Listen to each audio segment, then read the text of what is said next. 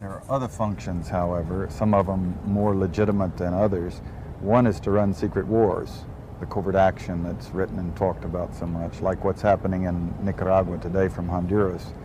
Another thing is to disseminate propaganda to influence people's minds, and this is a major function of the CIA.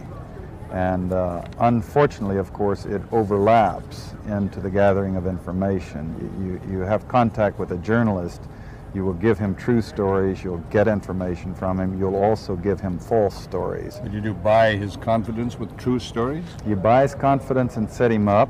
We've seen this happen recently with Jack Anderson, for example, who has his intelligence sources, and he has also admitted that he's been set up by them. Every fifth story just simply being false. You also work on their human vulnerabilities to recruit them in a classic sense, to make them your agent so that you can control what they do, so you don't have to set them up sort of, by putting one over on them. So you can say, here, plant this one next Tuesday. Can you do this with responsible reporters? Yes, the Church Committee brought it out in 1975, and then Woodward and Bernstein put an article in Rolling Stone a couple of years later, 400 journalists cooperating with the CIA, including some of the biggest names in the business, to consciously introduce the stories into the press. Well, give me a concrete example of how you use the press this way, how a false story is planted and how you got it published. Well, for example, in my war, the Angola War that I helped to manage, 1/3 of my staff was propaganda. Ironically, it's called covert action inside the CIA. Outside, that means the violent part. I had propagandists all over the world, principally in London, Kinshasa, and Zambia.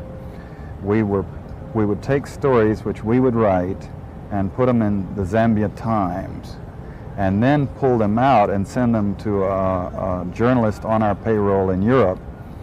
But his cover story, you see, would be that he'd gotten them from his stringer in Lusaka, who had gotten them from the Zambia Times. We had the complicity of the government of Zambia, Kenneth Kaunda, if you will, to put these false stories into his newspapers. But after that point, the journalists, Reuters and AFP, the management was not witting of it. Now, our contact man in Europe was. And we pumped just dozens of stories about Cuban atrocities, Cuban rapists.